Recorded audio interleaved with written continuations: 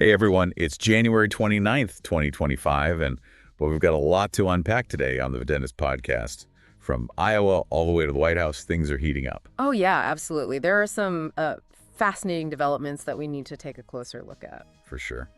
So first up, we're heading to the heartland, where we saw a pretty surprising outcome in a special election for Iowa's 35th Senate District. Yeah. Democrat Mike Zimmer ended up winning, flipping a seat that was previously held by a Republican. Mm-hmm. Can you kind of give us some context on this and what it might signal for Iowa's political scene? Yeah, so you're right. This election definitely raised some eyebrows. To understand the significance, it's important to note that special elections happen when a seat becomes vacant outside of the regular election cycle. Right. And in this case, former Republican Senator Chris Cornwell stepped down to become Iowa's new lieutenant governor. Oh, wow. Which is what triggered the special election. So sudden opening chance for both parties to make their case and ultimately a shift in the balance of power. What kind of impact could this have on the Iowa Senate? What should we be watching for as Zimmer takes office? Well, Zimmer's victory does give Democrats more influence in the Iowa Senate, which could impact policy decisions on some pretty key issues. Yeah. Healthcare and education are two big ones where we might see some movement, given Zimmer's campaign promises in those areas. Okay. But it's early. We'll need to see what alliances he forms and how he navigates the political landscape. His actions and policy stances will be telling for sure. Now, shifting gears to the national stage, we have a story that's causing quite a stir. Mm-hmm. President Trump attempted to freeze federal funding across a range of programs, Yeah. but a federal judge temporarily blocked it. Yeah. Sounds like a pretty bold power play. It definitely is. Late Monday, the administration announced this sweeping freeze. The stated intention was to review spending and make sure that it aligned with the president's executive orders. Right. This caused a lot of confusion and concern among government agencies and programs, I bet. many of which were left unsure if they would even get their allotted funds. So essentially, a sudden stop to the flow of money, creating a ripple effect. Exactly. 6 states wasted no time in challenging this action. Yeah, they did. They filed a lawsuit arguing that the move was illegal and unconstitutional. Their main argument is that the president overstepped his authority by trying to unilaterally freeze funds that were already approved by Congress. Right. They're saying that the power of the purse, the authority to control government spending, rests with Congress, not the president. It sounds like a classic clash between the executive and legislative branches, It is. each asserting their role in the process. What are some of the programs that were targeted by this freeze? And what was the administration's reasoning behind these choices? Well, the freeze targeted a whole bunch of programs, including foreign aid environmental initiatives and diversity, equity, and inclusion efforts. Okay. The administration argued that these programs were misaligned with President Trump's priorities. So they were basically using the power of the purse to advance his agenda. Essentially, yeah. This brings up important questions about the balance of power and the potential for executive overreach. It's something we'll be following closely as this legal battle unfolds. Now get ready for this next story because it sounds like something straight out of a spy thriller. Oh. And it involves a name many of you will recognize, Elon Musk. A lawsuit alleges that the Trump administration might have been secretly funneling sensitive federal employee information to one of Musk's employees. Wow. That's, This is some serious stuff, right? It raises a lot of questions and concerns. If the allegations are true, it could have huge implications for data security and privacy.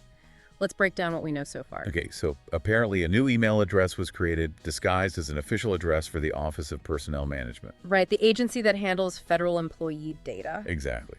Federal employees were told to use this new address, but instead of going to the right place, the information was allegedly diverted to Amanda Scales, Okay. an employee of Musk's XAI.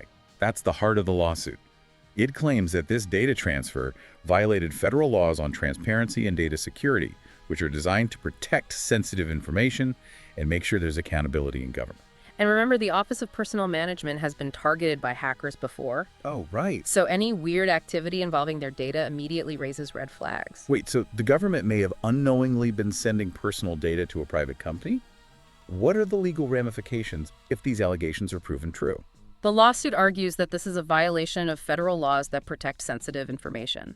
If true, it could lead to we see a shift in power at the state level with the Iowa election, then a potential overreach of executive authority with the funding freeze, and now this alleged data transfer. Right. It raises questions about the influence of private companies in the government. You're right. There are definitely some common threads running through these stories. Yeah. It makes you wonder, What does all of this mean for us as citizens? How should we be looking at these events and their potential impact on our lives? That's the question. It underscores the need for us to be informed and engaged citizens. These aren't just abstract political battles, they have real-world consequences. The outcomes of these situations could affect everything from healthcare to education to the security of our personal info. Okay, let's circle back to the Iowa special election for a second. What can you tell us about the newly elected Senator Mike Zimmer? What kind of change do you think voters in his district are hoping for? So Zimmer is relatively new to Iowa politics, and he ran on a platform focused on economic development, healthcare, and education. His victory suggests that voters in the 35th district are looking for someone who prioritizes these kind of bread and butter issues. His campaign resonated with people concerned about things like job creation, access to affordable healthcare, and quality public education. So his win could signal a shift in priorities for the Iowa Senate. Now, on the national level, President Trump's attempted funding freeze seems like a pretty aggressive move. Yeah. It sounds like he was trying to bypass Congress and impose his own spending priorities. Uh-huh. What are the long-term implications of this kind of action, especially if it's allowed to stand? You've hit on a crucial point. This situation raises fundamental questions about the balance of power in our government. The states argue that Congress holds the power of the purse, not the president. Right. They see the freeze as a blatant power grab, an attempt to go around the normal budgetary process and exert control over areas typically reserved for the legislature. And it sounds like this legal challenge hinges on the interpretation of executive orders, right? Right. What exactly is an executive order, and what are the limits of its power? That's a great question. An executive order is a directive issued by the president that manages operations of the federal government. It has the force of law, but doesn't require congressional approval. Okay. But its power is not unlimited. Executive orders are intended to implement or interpret existing laws passed by Congress, not to create new laws. So the argument is that President Trump is exceeding his authority by using an executive order to defund programs that have already been authorized and allocated funds by Congress. Exactly. The states are saying that this sets a dangerous precedent, potentially allowing future presidents to bypass Congress and impose their will on spending decisions. This legal battle could redefine the boundaries of executive power, and its outcome could have lasting repercussions for how our government works. Okay, let's go back to that data transfer story with Elon Musk. Right. It's unsettling to think that sensitive government information could be so vulnerable. Yeah. What are the potential consequences for those involved if these allegations are proven true? The lawsuit claims that this data transfer was done without proper authorization or oversight, violating federal laws on transparency and data security. If these allegations are true, it could mean significant legal trouble for those involved, potentially even criminal charges. Wow. It could also damage the reputation of Elon Musk and his companies, raising questions about his ethics and business practices. It's a complicated situation with a lot of moving parts. And this case brings up a broader question I think is on a lot of people's minds. How often does this kind of data sharing between the government and private companies happen?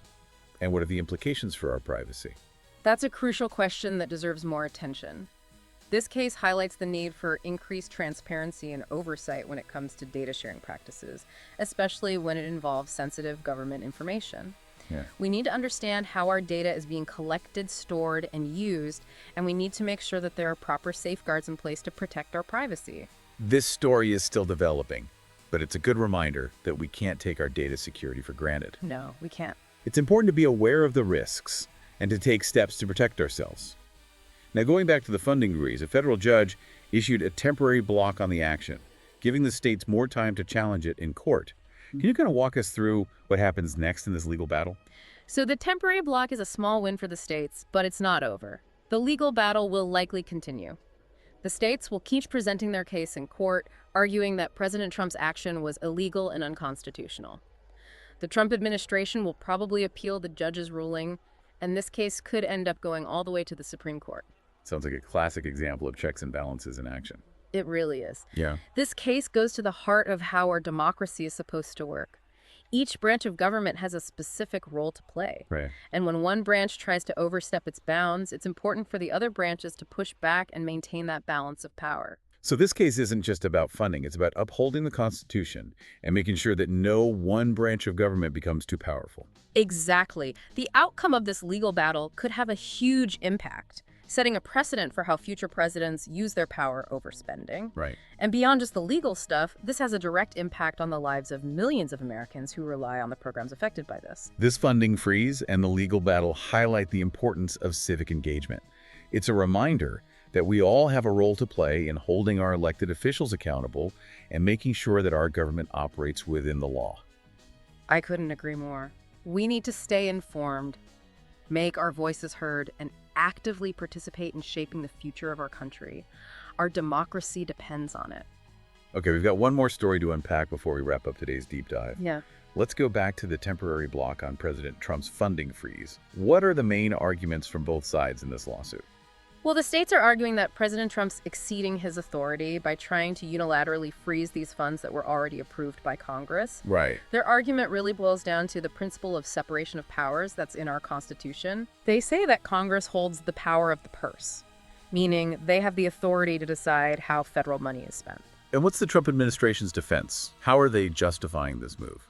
They're arguing that the president has a lot of discretion in how he executes the budget, and they say that this freeze is necessary to ensure that federal spending is in line with his priorities. Okay. They're basically saying that the president has a responsibility to manage the federal budget effectively, and this freeze is a tool to do that. So it comes down to a disagreement over presidential power and executive authority.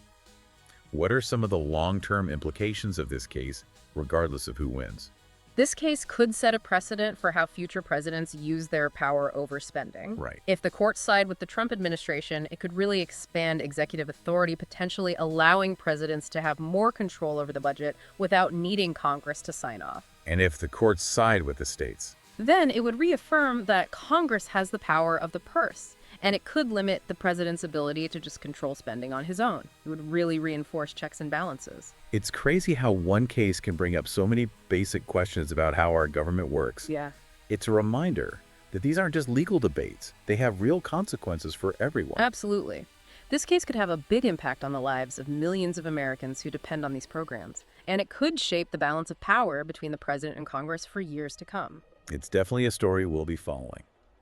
Okay, before we wrap up, I want to take a step back. We've covered a lot today. Surprise election in Iowa, a fight over federal funding, and a potential data breach with Elon Musk. What are the key takeaways here? What should we be thinking about as we process all of this? I think these stories really show how important it is to be informed and engaged citizens. We can't just sit back and watch. We need to understand the issues, think critically about the information we see, and hold our leaders accountable. You're right. It's easy to feel overwhelmed by all of this, but it's so important to stay informed and be part of the process. What are some things our listeners can do to make their voices heard and be engaged? There are a lot of ways to get involved. Stay informed by reading good news sources and talking with people about this. Contact your representatives and tell them what you think. Support groups that share your values. Yeah. And most importantly, vote in every election. Every voice matters, and together we can shape the future of our country.